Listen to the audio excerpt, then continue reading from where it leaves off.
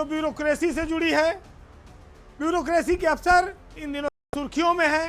हालांकि सुर्खियों में नेताओं को रहना चाहिए, चुनाव चल रहा है, लेकिन कुछ अफसरों को ऐसा चस्का लग जाता है कि वो शौकिया तौर पर भी ऐसे काम करने लगते हैं जो काम नेता करते थे। लोकप्रियता बढ़ाना और सुर्खियों में रहना, नेम फेम हासिल करना खाली नेता का नहीं, अफसर भी इसके कोशिश में रहते हैं, चक्कर में रहते हैं कि भाई हमारा नाम भी जरा राष्ट्रीय स्तर पर फेमस हो जाए, भी थोड़ा अपना नेम फेम हासिल कर ले, सरकार की नज़रों में आ जाए, हो सकता है कुछ नंबर बढ़ जाए। तो इस नंबर बढ़ाने के खेल में कोई ठेले पे चाय बनाने लगता है, कोई खेत में गेहूं की फसल काटने लगता है। जिलों में तैनात जिलाधिकारी इन दिनों गेहूं की फसल पर बहुत मेहरबान हैं। शायद उन्होंने ये देखा कि हेमा मालिनी भी खेतों में जाकर गेहूं काट रही थी फसल, और काफ़ी उनको सुर्खियां मिली, तो क्रॉप कटिंग के बहाने कुछ जिलों के डीएम खेतों में गेहूं की फसल भी काटने पहुंच गए।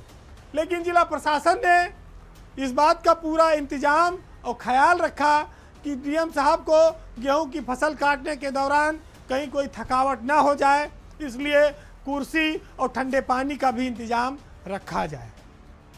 लोकसभा चुनाव का प्रचार तेजी से चल रहा है, लेकिन डीएम साहब का भी प्रचार में कोई कमी नहीं है। नेता अपने में व्यस्त हैं, डीएम साहब अपने प्रचार में व्यस्त हैं। पहला मामला आया अंबेडकर नगर के डीएम अविनाश सिंह का, जो खेतों में काटते नजर आए। हालांकि राज्य सेवा के अधिकारी हैं और बहुत सारे बसंत और बहुत सारी फसल काट कर वो आईएएस अफसर बने हैं, और अंबेडकर नगर के डीएम के रूप में वो काफ़ी चर्चित हैं और अच्छा काम कर रहे हैं। गाजियाबाद के डीएम एक साथ कई फन में माहिर हैं, वो बढ़िया पूड़ी भी तल लेते हैं और अच्छी चाय भी बना लेते हैं। चाय का महत्व इस देश में वैसे भी काफ़ी ज़्यादा है, और डीएम साहब ने अपनी नौकरी में रहने के दौरान इसका बढ़िया उपयोग किया है और सीखा है। और चीनी और चाय पत्ती की मात्रा कितनी होती है, इसके लिए कायदेदार को भी समझाते हैं। ठेले पर हिमालय को कैसे बैठाया और सजाया जाता है, इसके हमारे अफसर तमाम उदाहरण हैं। एक मामला और है, वो है श्रावस्ती जनपद का, जहां पर जिला अधिकारी हैं कृतिका शर्मा। गेहूं की फसलों की कटाई वो भी करती नजर आई, और वो क्रॉप कटिंग को देखने गई थी।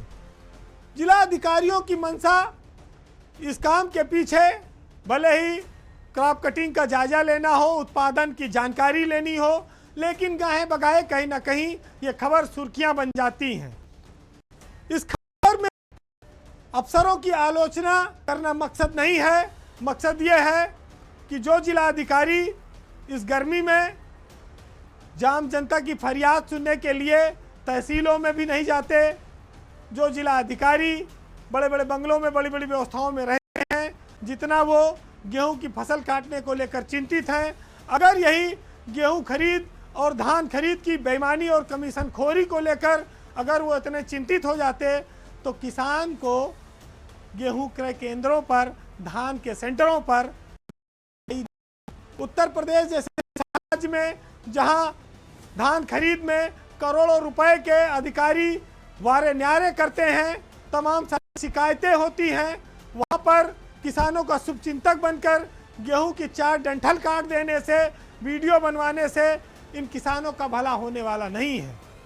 किसानों का भला तब ये डीएम और कर सकते हैं जब वो थानों और तहसीलों में किसानों और गरीबों के साथ होने वाले भ्रष्टाचार पर ध्यान दें, उनको उनकी उपज का सही मूल्य मिले, सेंटरों पर दलालों से मुक्ति मिले, तब ऐसे जिला अधिकारियों की मुक्तकंठ से प्रशंसा और सराहना होनी चाहिए।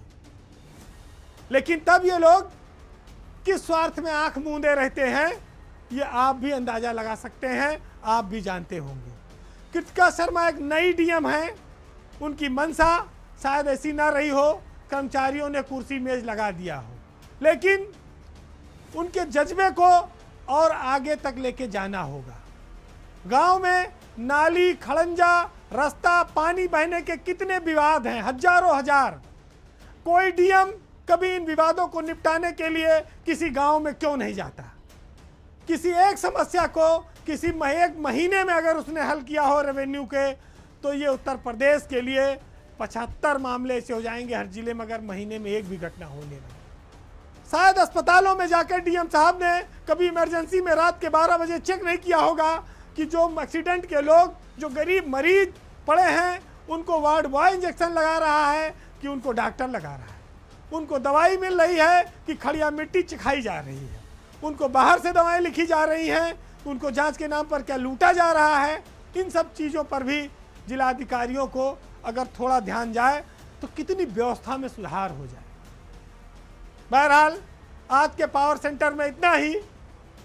तमाम सारे सबक जिंदगी आपको सिखाती है, तमाम सारे उदाहरण भी अतीत में मौजूद हैं जिनसे हम सबक लेकर आने वाले भविष्य को बेहतर बना सकते हैं। हर खबर का मकसद यही है कि लोग जागरूक बने, आने वाली पीढ़ियां उससे सीखें और जो मौजूद हैं वो पुरानी गलतियों को सुधार कर आने वाले लोगों के लिए बेहतर व्यवस्था, इंफ्रास्ट्रक्चर और सुविधा देने में अपना योगदान दें। जगजीत सिंह की एक प्रसिद्ध गज़ल की रचना है, सुनिएगा कि तुमने बदले हमसे गिन गिन के लिए, हमने क्या चाहा था इस दिन के लिए। मिलन का दिन और इतना मुख्तसर दिन गिने जाते थे क्या इस दिन के लिए, और वो नहीं सुनते हमारी क्या करें।